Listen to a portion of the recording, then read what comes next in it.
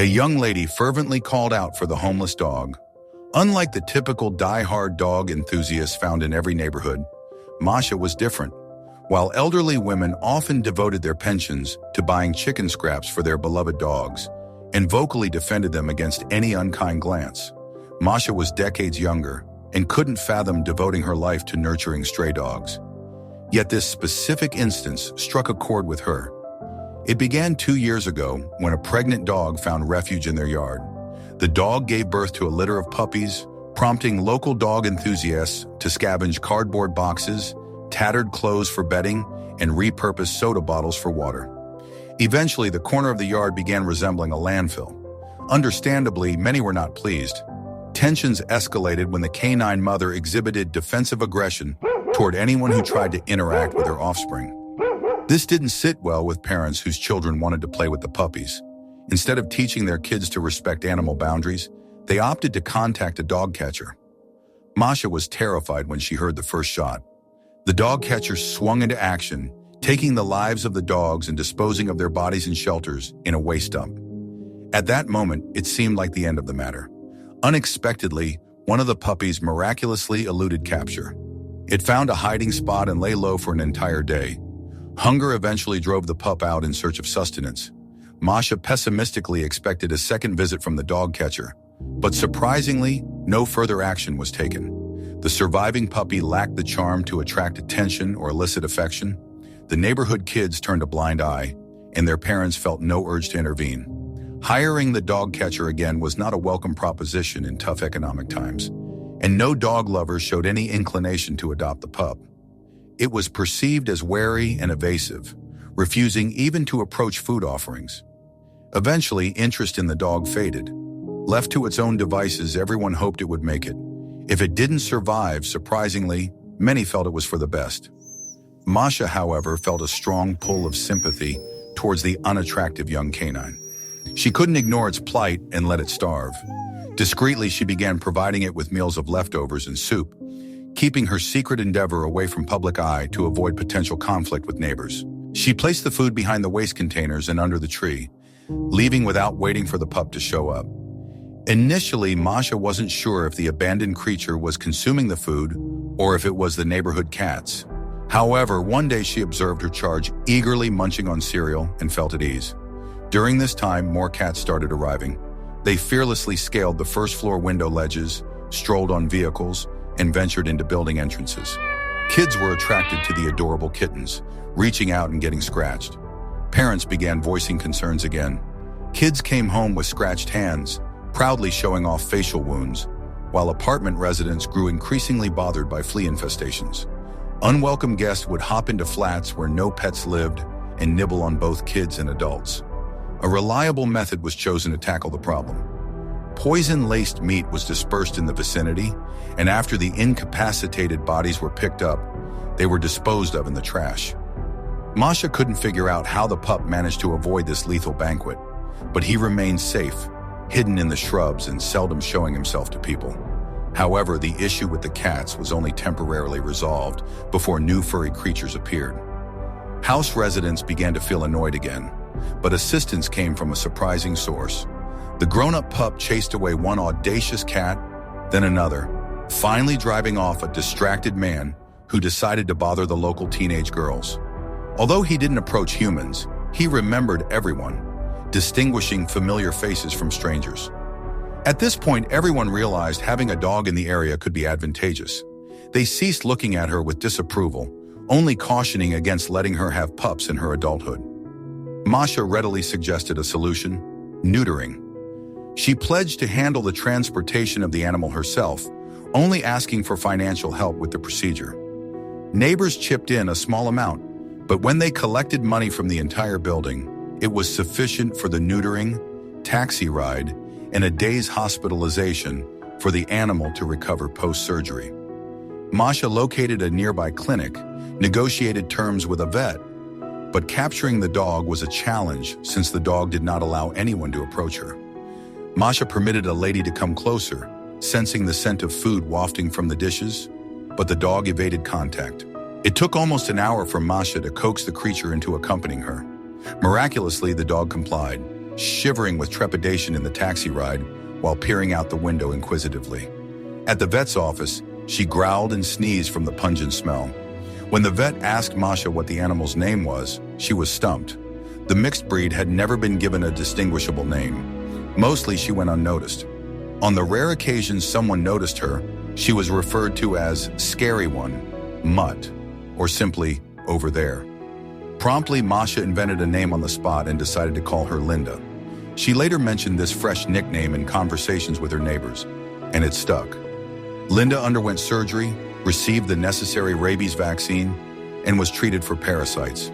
While grooming was offered, Masha refused. The animal would quickly get filthy outdoors, making grooming pointless. The dog had short, rough fur.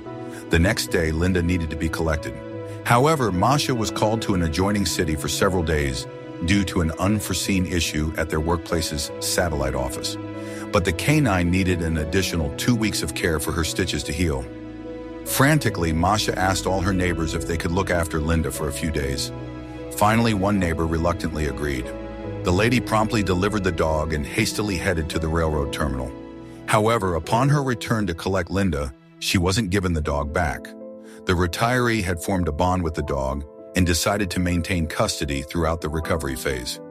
Linda turned out to be young, yet completely docile. There were no ruined shoes, destroyed furniture, or shredded newspapers. The loyal canine only rested at her spot by the front door, gnawed on the large stick she was given, without a bark or whine. Her stitches weren't disturbed, and she healed swiftly. Perhaps the retired woman would have continued to care for Linda, but she had to be admitted to the hospital. They let the dog out onto the roads instead of leaving her alone in the apartment. The retired woman's children transported her from the hospital to their distant home. Masha was out of town during this period. Upon her return, when she learned of these events, Linda was already bounding around the streets, perfectly at ease. So the canine remained at the compound on the property. However, the individuals who lived there no longer regarded her as a menace. They began to feed her and constructed a shelter, a respectable wooden one, unlike the makeshift boxes. Linda diligently earned her keep. She chased away people who were impaired or displaced, as well as stray dogs and cats. Her off-putting appearance no longer incited fear. Masha contemplated adopting the dog several times, but her frequent business assignments offered no chances. With no one to delegate the duty of dog care, it was not an option. Moreover, Linda seemed content wandering the premises. Then an unbelievable occurrence transpired, one that turned their typical existence topsy-turvy. One evening, Masha, facing an empty refrigerator, had to suit up and rush to the nearby grocery store. The streetlights were, as always, only every other one. Economic conservation occasionally drove the local management to take absurd measures. One bulb directly across from the windows emitted such intense light that even the drapes couldn't provide enough darkness. Conversely, the house corner was an unwelcoming shadowland. Masha first picked up Linda's woeful cry and then became aware of shadowy figures. The canine whimpered and softly growled. Masha's mind instantly imagined the worst-case scenario. Could someone have poisoned her? The dog seemed universally accepted among the inhabitants. Linda had occupied the yard for a couple of years without causing any upset. Masha ran to the animal, preparing to see froth oozing from its mouth. However, Linda was hale and hearty. She acknowledged Masha, then resumed her peculiar actions. The canine was focusing on excavating a hole under the home's foundation. Extracting the compressed earth was a demanding task, but Linda was relentless. She whimpered, wagged her tail, and kept digging. Nearby, a young married couple, who resided in the adjacent building, was standing and observing. "What's she up to?" Masha asked, puzzled. "We got no clue," the husband responded indifferently. "We happened to pass by, heard her whimpering, thought she might need assistance. Initially, we figured her paw was trapped. We extracted her gently, moved her out of the way.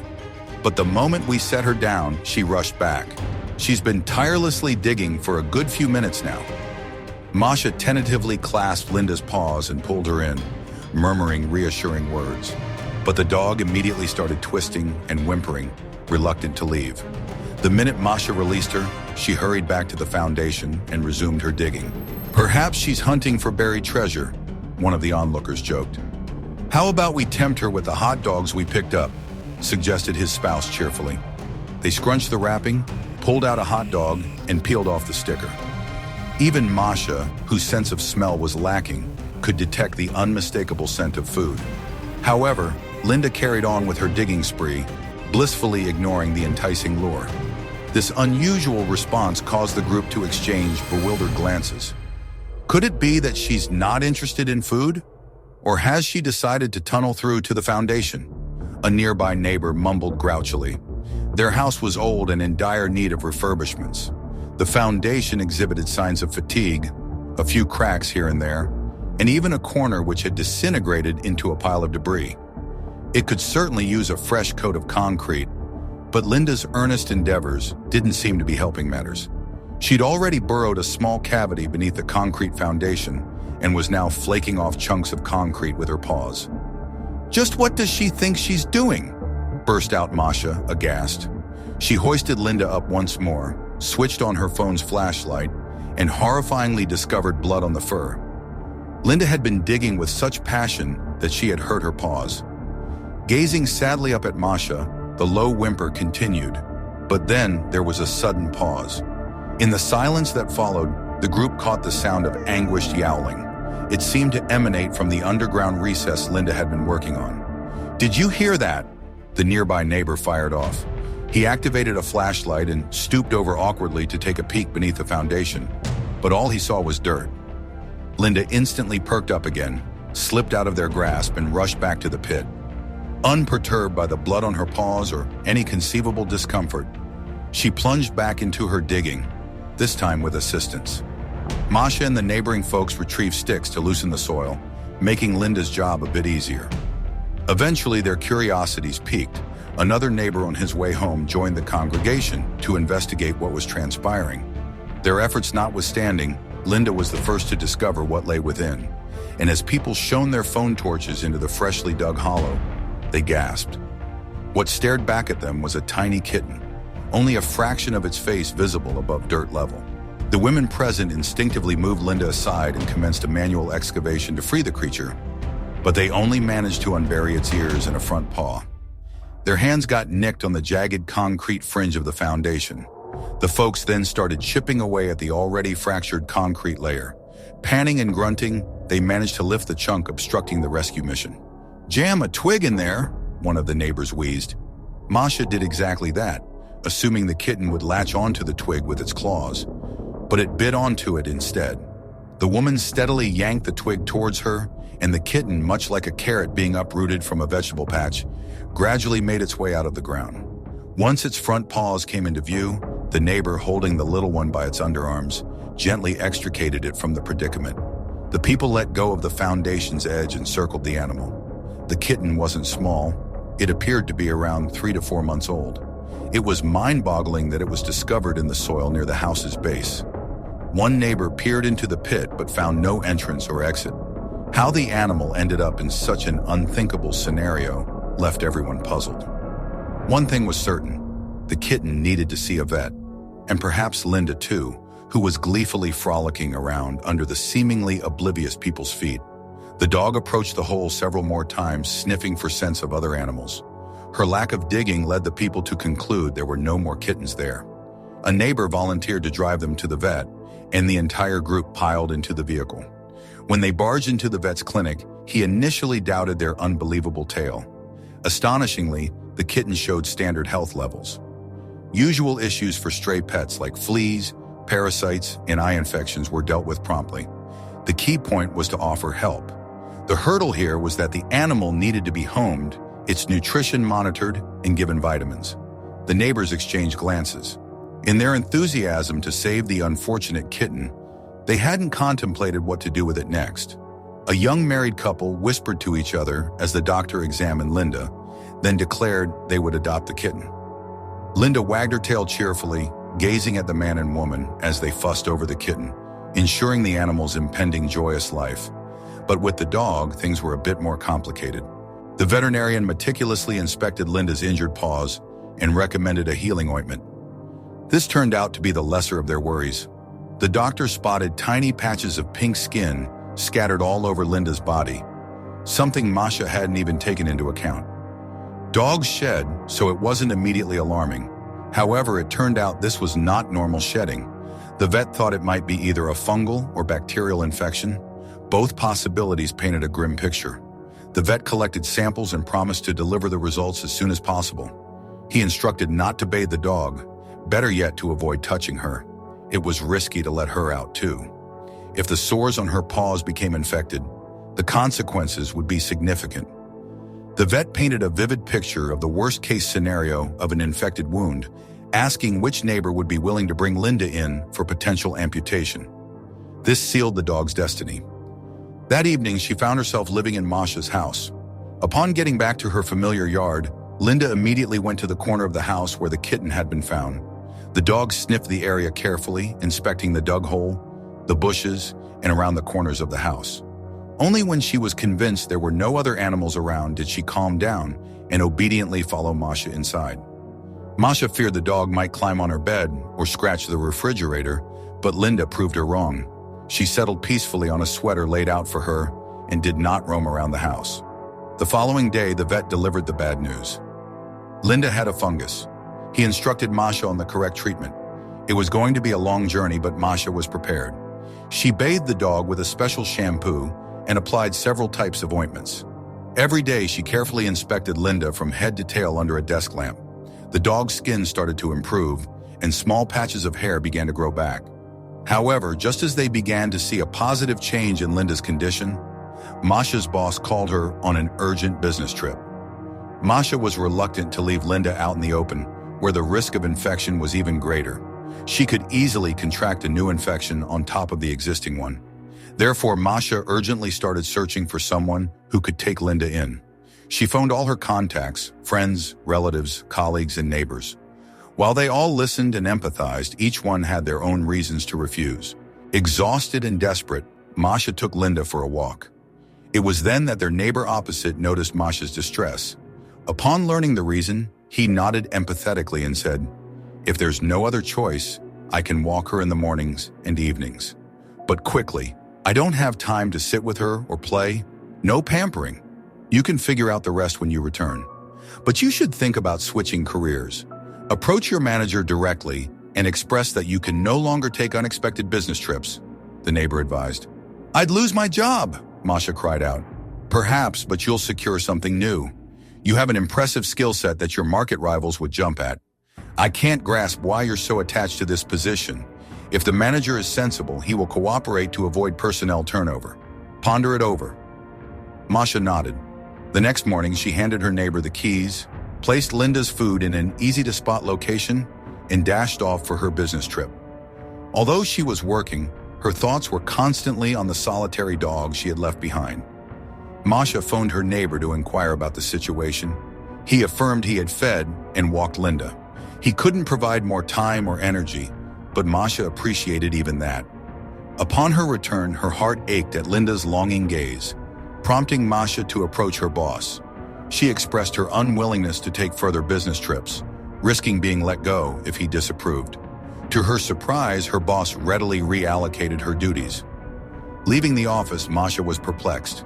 It seemed without Linda's intervention, she would have been stuck in the same position year after year. Linda needed another treatment, but Masha remained undeterred. Now she had the means and the time.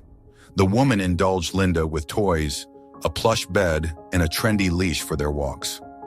Regular visits to the veterinarian became routine until Linda was completely healed. With each day, Linda appeared more comfortable in the apartment, even though initially she anticipated being returned to the streets. Masha consistently reassured her after each walk that she had a home. Eventually, Linda started to believe she belonged somewhere. She began exploring the apartment, repositioning her bed from the corridor to beneath the bedroom window.